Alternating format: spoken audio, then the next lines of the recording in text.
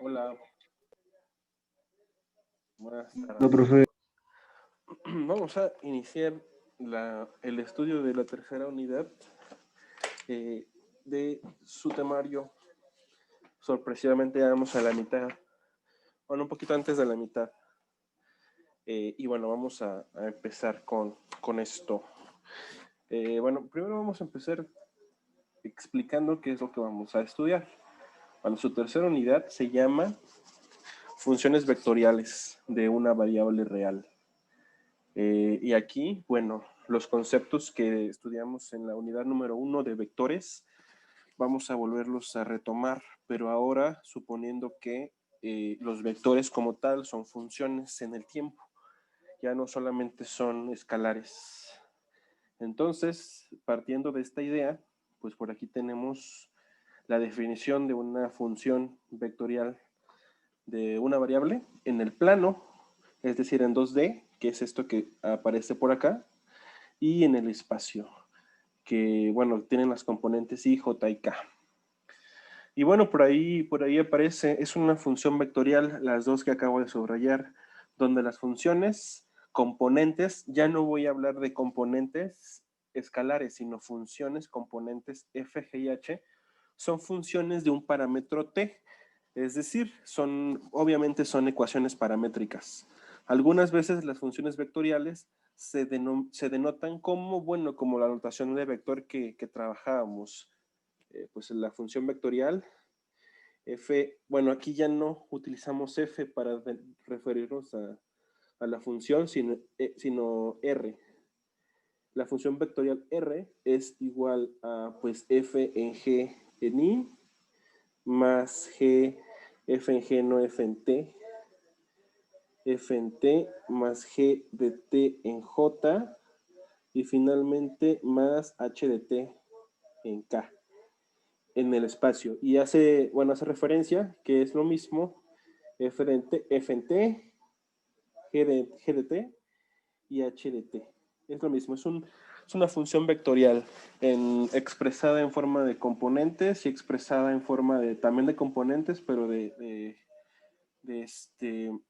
bueno, una forma en componentes vectoriales con respecto a los vectores unitarios i, j y k, y otra simplemente en componentes como lo estudiamos en la unidad número 1.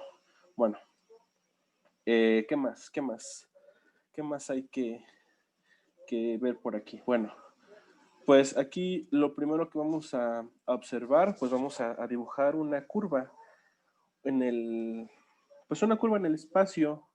¿Por qué en el espacio? Bueno, pues porque sé que aquí, bueno, tengo la componente i, j y k.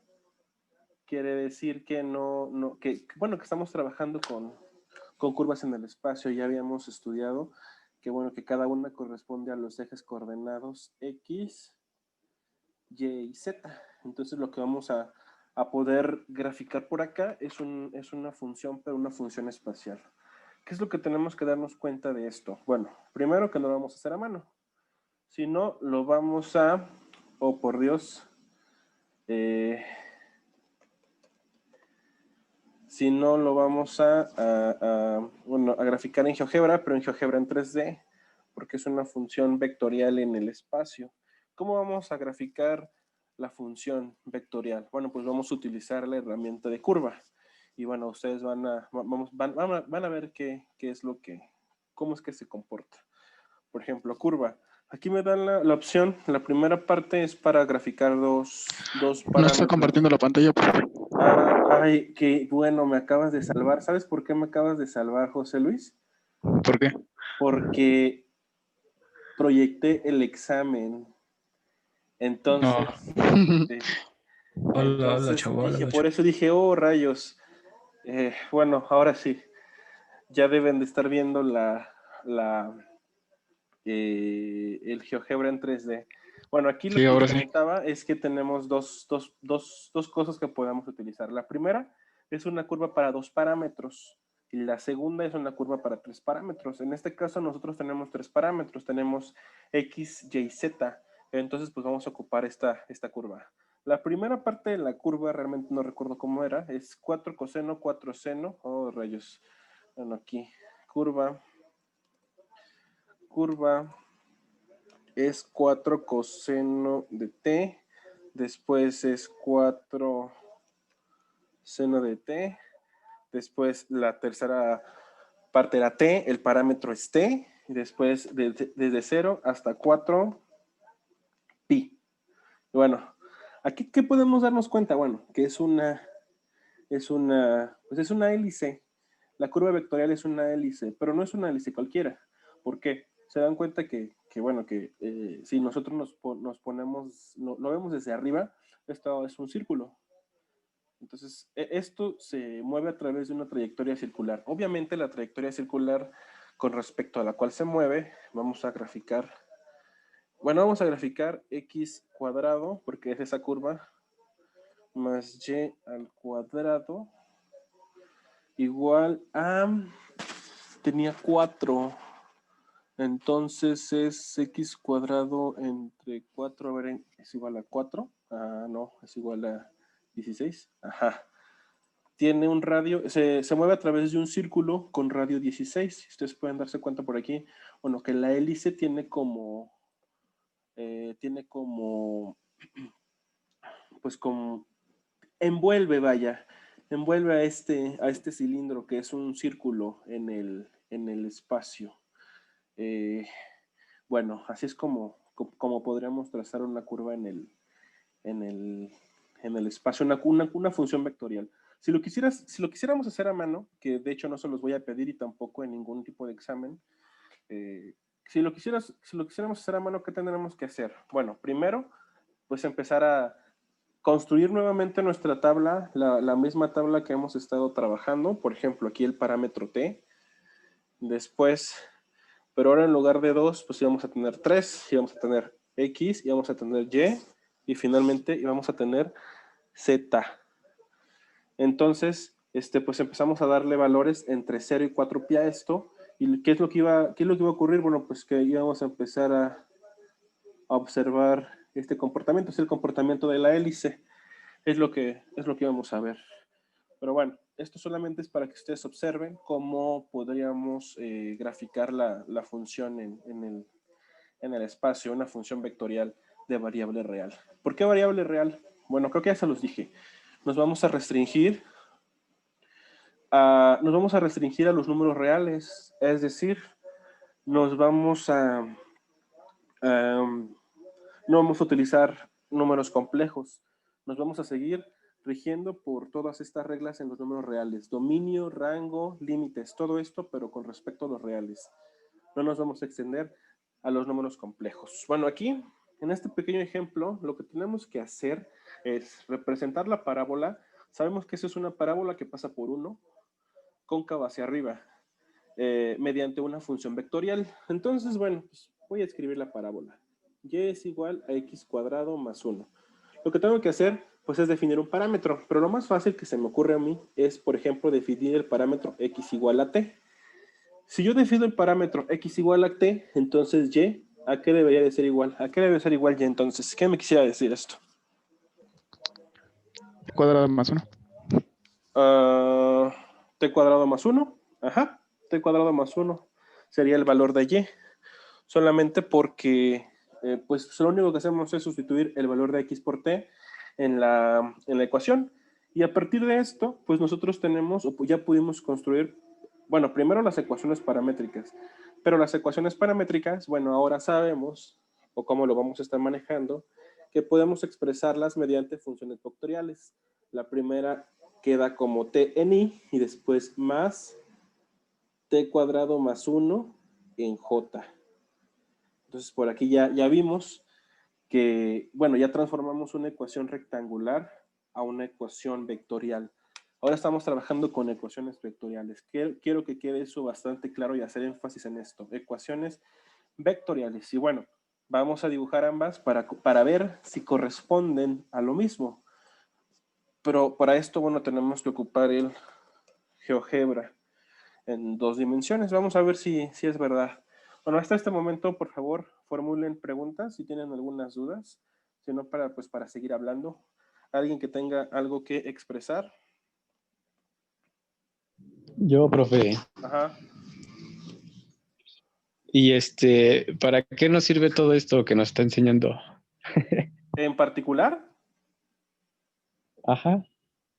bueno, esto vas a ver que lo podemos aterrizar a dinámica. Pero, o sea, yo me refiero a saber que esta ecuación es una parábola o que es un círculo y eso. O sea, ¿de qué me sirve saber todo eso? Bueno, esta pregunta ya la he contestado a otras personas que me la han hecho. Y te la voy a responder de la siguiente manera. En México, desafortunadamente, no hay, no es creador de tecnología. Y de hecho, hace rato en las ponencias que estábamos entrando todos, bueno, en las cuales sus compañeros tuvieron la fortuna de poder asistir, bueno, ahí hablaban acerca de la investigación. Bueno, ¿para qué sirve la investigación? La investigación sirve obviamente para crecer en ciencia. ¿Qué significa esto? Obviamente hay muchas cosas que han sido descubiertas, por ejemplo, la teoría electromagnética. La teoría electromagnética que tiene su base totalmente en el cálculo vectorial, que sirve, por ejemplo, para establecer las leyes de transmisión de datos de tu celular a mi computadora o de tu celular a cualquier otro celular. Eh, las pantallas táctiles de sus celulares, igual de mis computadoras, están hechas por muchos transistores. La base de estos son transistores. Después, a lo mejor ya estás llevando electrónica analógica. ¿A dónde quiero llegar con esto? Bueno, en México no hay creación de tecnología, sino que todo es importado.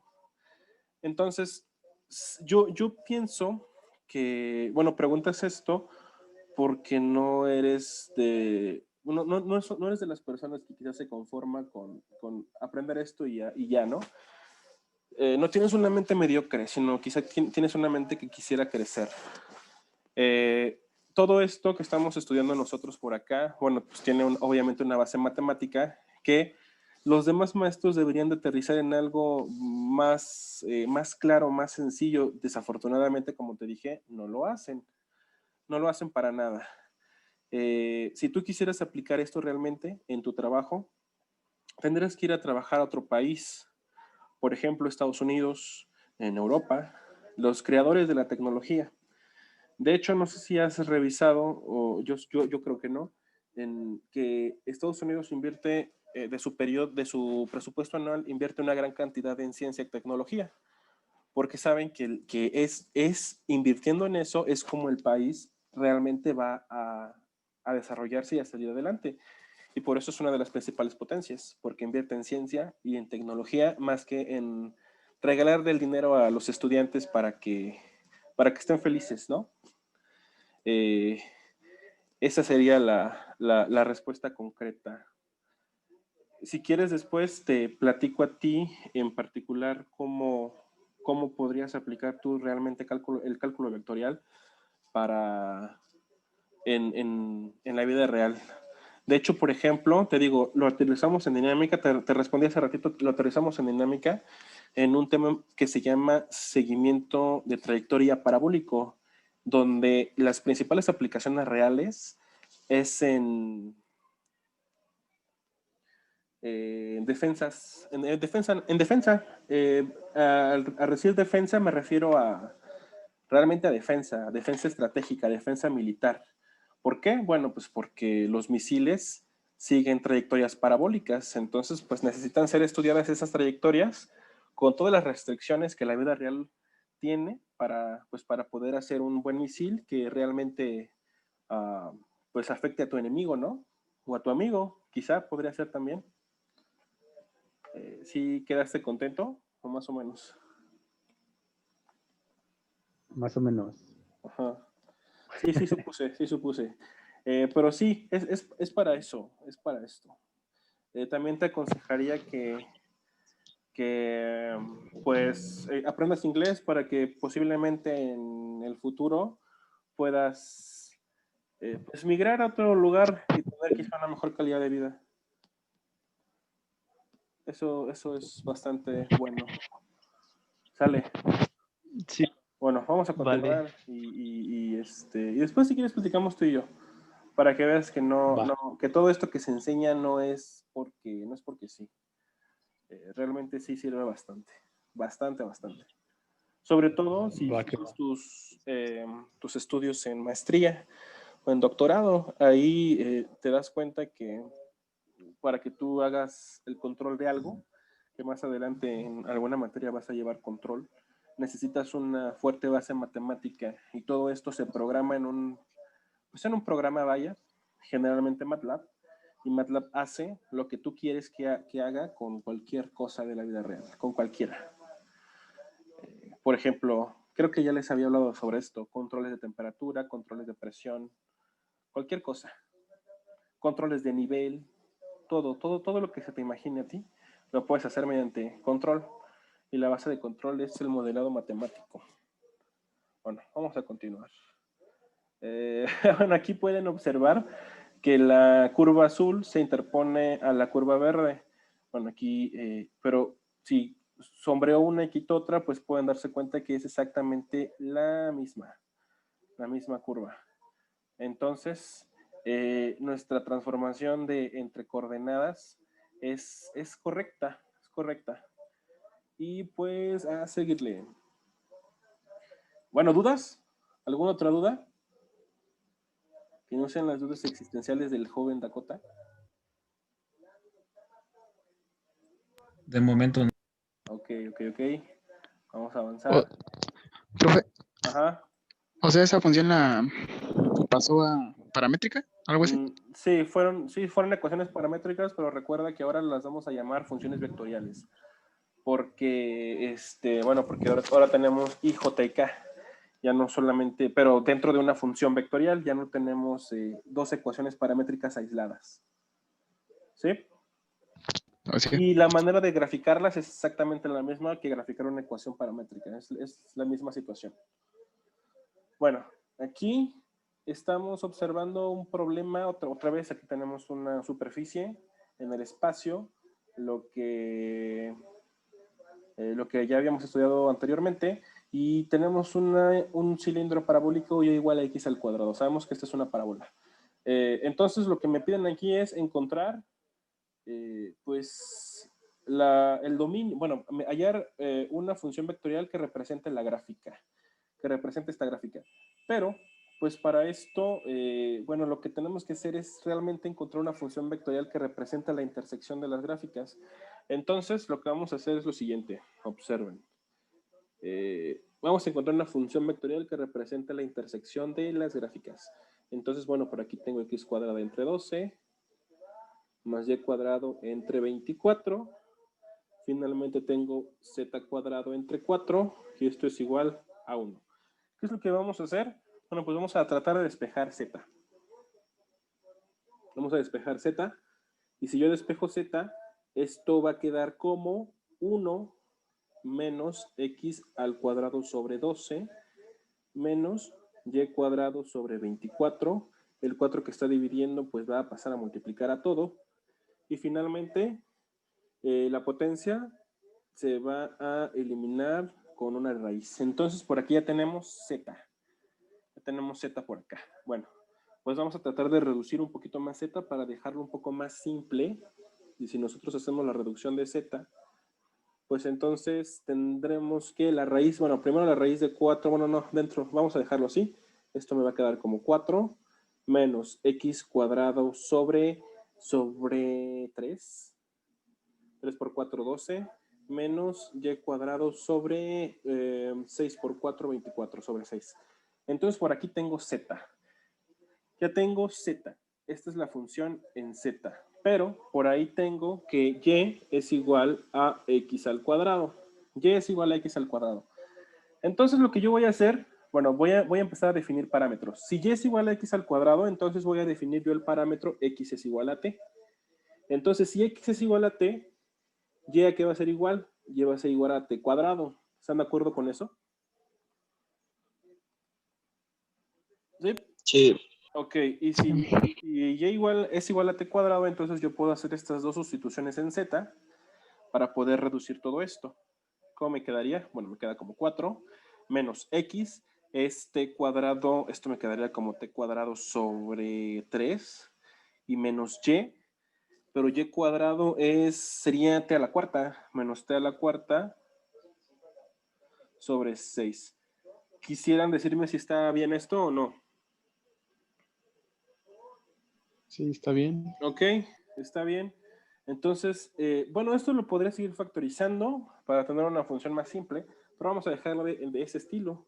Entonces, la función vectorial que me representa la intersección de la primera superficie en el espacio y la parábola no es más que la función en x, pero x vale t en y, más la función en y, pero y vale t cuadrado en j, y finalmente la función en z, pero z vale 4 menos t al cuadrado sobre 3 menos t a la cuarta sobre 6 en k.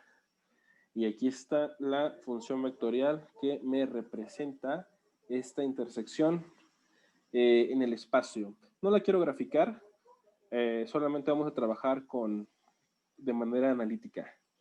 De forma analítica. Y bueno, aquí está. Esta es la primera, la ecuación que define la intersección. Si ustedes quieren graficarlo, pueden hacerlo.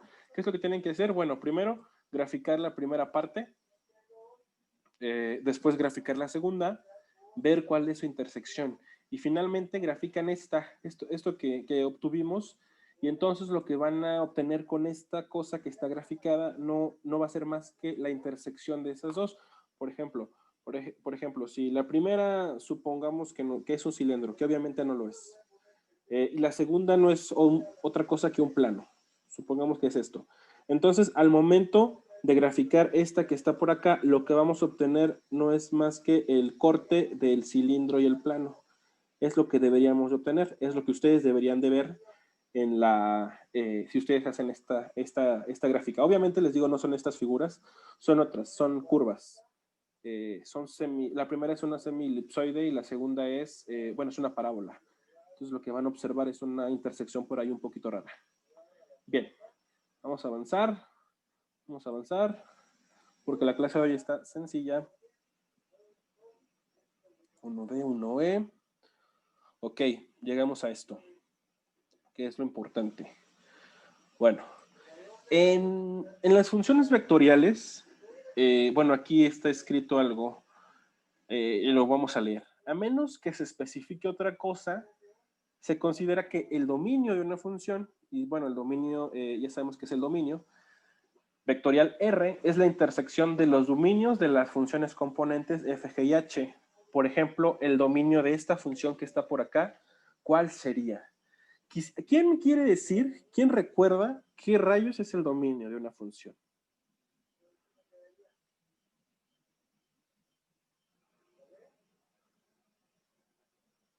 ¿Qué es el dominio de una función?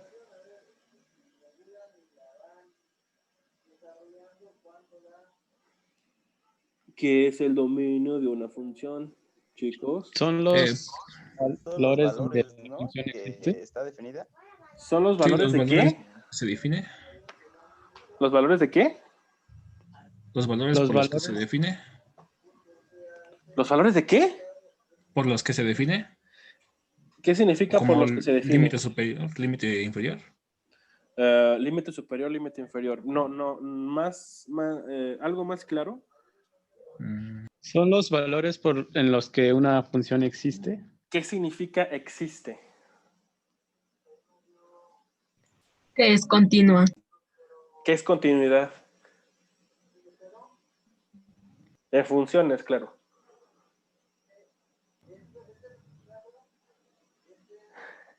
Abigail, ¿qué es continuidad? Por favor, no nos dejes con Que no esta se duda. corta en ningún punto. Ok, a ver, ahí va. Sí, está bien. Una función es continua. No, por aquí vamos a dibujar un plano cartesiano. Una función es continua si yo puedo dibujar la función sin despegar el lápiz del papel. Es lo que habíamos estudiado, ¿no? Por ejemplo, esa función que acabo de dibujar en amarillo, desde este punto hasta este punto, la función es continua, porque nunca despegué el lápiz del papel. ¿Cuándo una función no es continua? Cuando una función es continua, por ejemplo, esta función así y luego esta función así.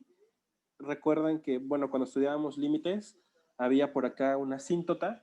Entonces, por aquí decíamos que la función no era continua en este punto, en x igual a lo que fuera ese valor.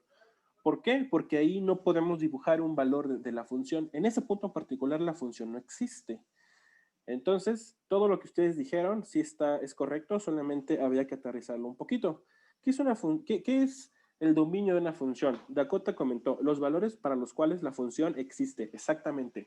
¿Qué significa existir? Bueno, que yo puedo dibujar la función sin despegar el lápiz del papel, y esa definición es una definición simple para continuidad.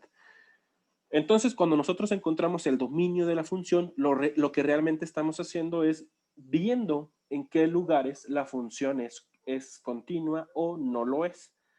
Entonces, aquí yo tengo, y bueno, por acá dice que para que una función vectorial, para encontrar el dominio de una función vectorial, lo que necesitamos hacer es encontrar la intersección de todos los dominios. ¿Qué quiere decir la intersección de todos los dominios? Bueno, pues tenemos que calcular o tenemos que ver cuál es el dominio de la componente en X, el dominio de la componente en Y, el dominio de la componente en Z, y ver qué tienen todos en común.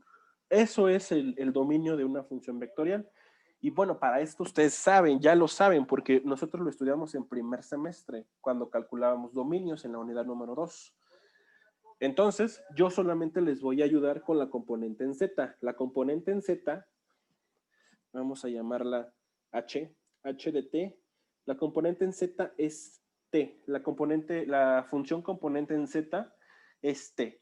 Y yo sé que T es una función algebraica, y el dominio de las funciones algebraicas es siempre desde menos infinito hasta infinito, de las funciones algebraicas polinomiales.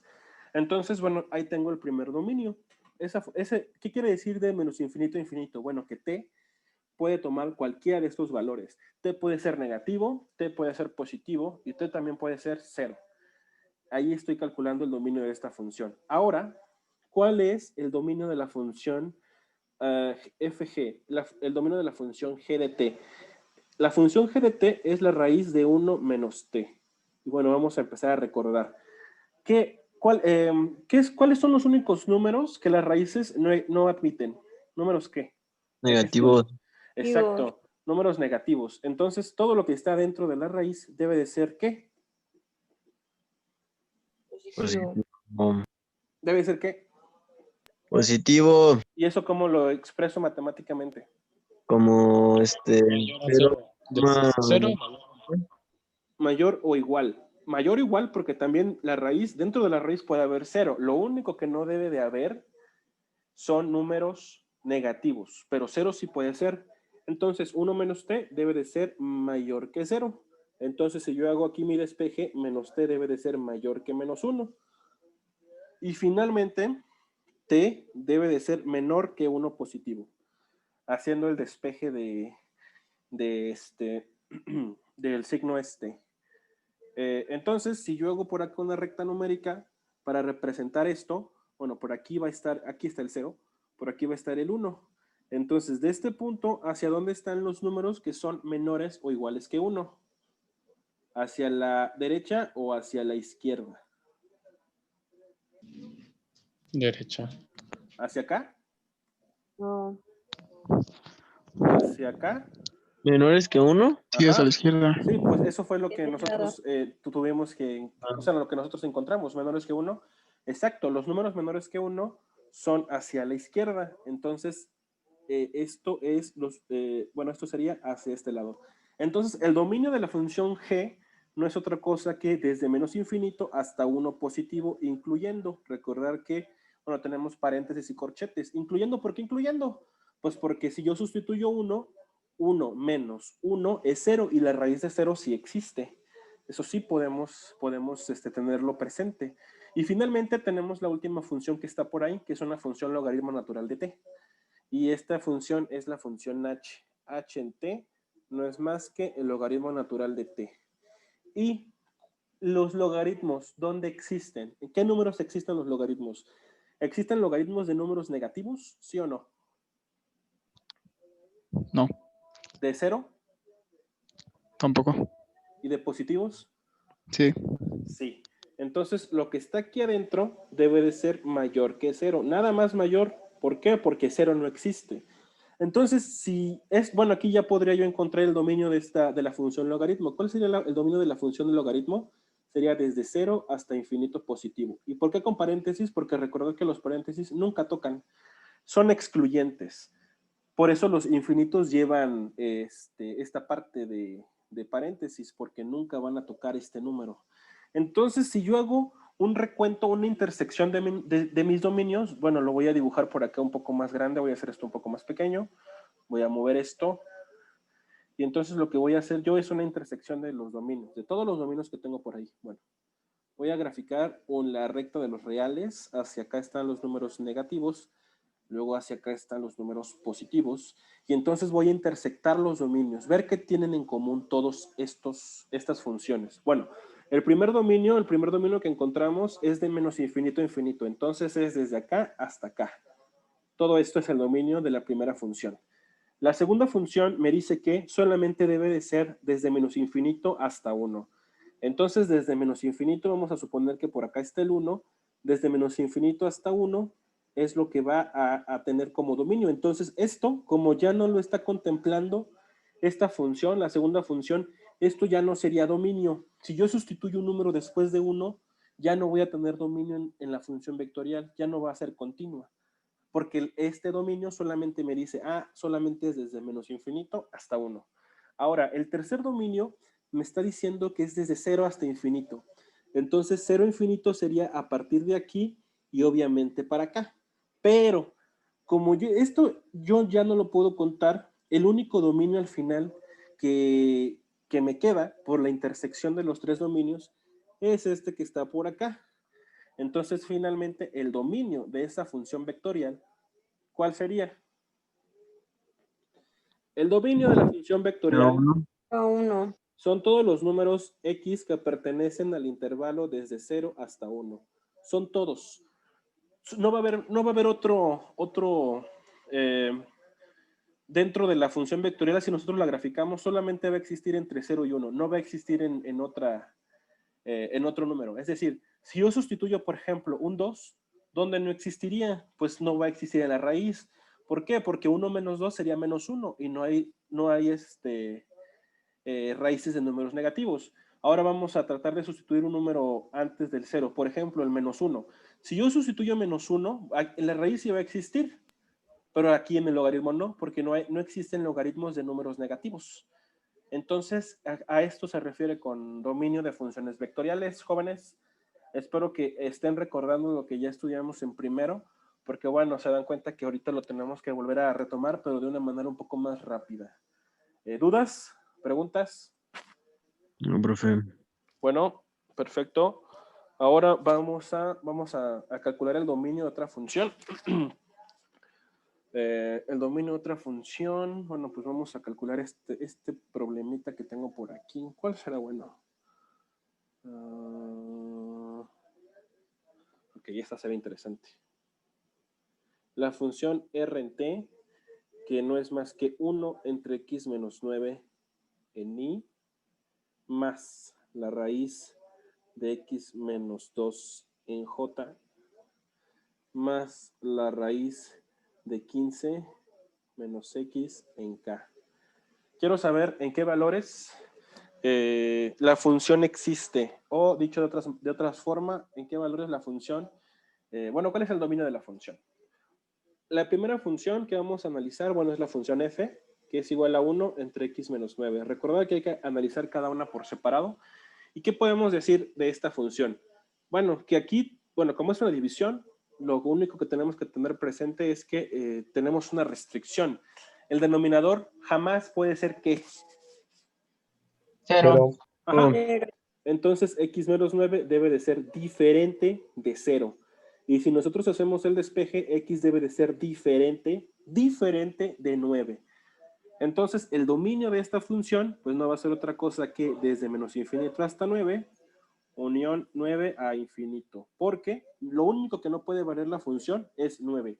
Todos los demás valores sí puede. Perfecto, ya tengo la primera parte. Ahora tengo la función fg. G de x, la función g es una función raíz. Y de esto ya sabemos que la función raíz, ¿qué es lo único que dentro de la raíz, qué debe de ser? Positivos. Positivo o 0. Entonces, x menos 2 debe de ser mayor o igual que 0. Y si yo hago una sustitución, bueno, más bien un despeje, yo encuentro que x debe de ser mayor o igual que 2. Entonces, el dominio de esta cosa debe de ser desde 2 hasta infinito. Ahí está, ya calculé el segundo dominio. Y finalmente, pues tengo la última función, h de x, no es otra cosa que 15 menos x. Es otra función raíz. Y yo sé que 15 menos x debe de ser mayor o igual que 0.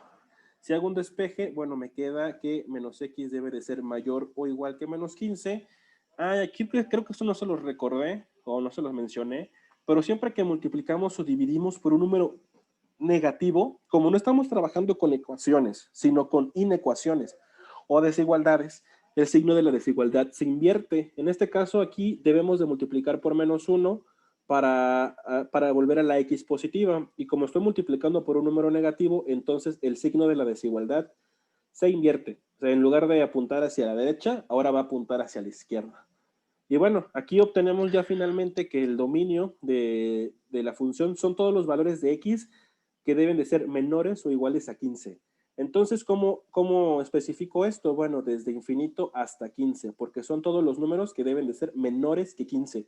Aquí son todos los números que deben de ser mayores que 2, y aquí son todos los números, excepto 9. Ya calculé el dominio de las tres funciones. Ahora tengo que ver qué es lo que tienen en común estas tres funciones, estos dominios. Entonces, pues nuevamente vamos a dibujar la recta de los reales para un mejor entendimiento. Entonces, si yo dibujo la recta de los reales, sé que en el medio siempre va a estar 0. Y bueno, entonces, si en el medio siempre está 0, bueno, hacia la izquierda siempre está el menos infinito, hacia la derecha el infinito positivo. Y bueno, aquí me dice que desde menos infinito hasta 9, 9 infinito. Entonces, por acá en 9, va a haber una separación así y luego así. Va a dejar de existir. Pero todo va a existir excepto el 9. Entonces ya tengo el primero.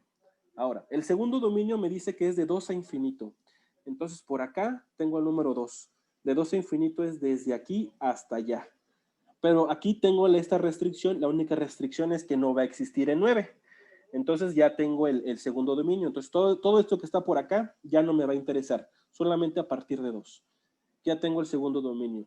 Y el tercer dominio me está diciendo que debe de ser de infinito.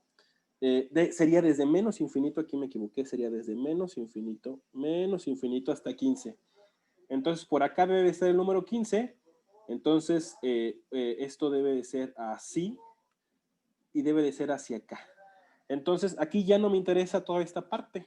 Podría volverse a unir porque nos va a decir adiós.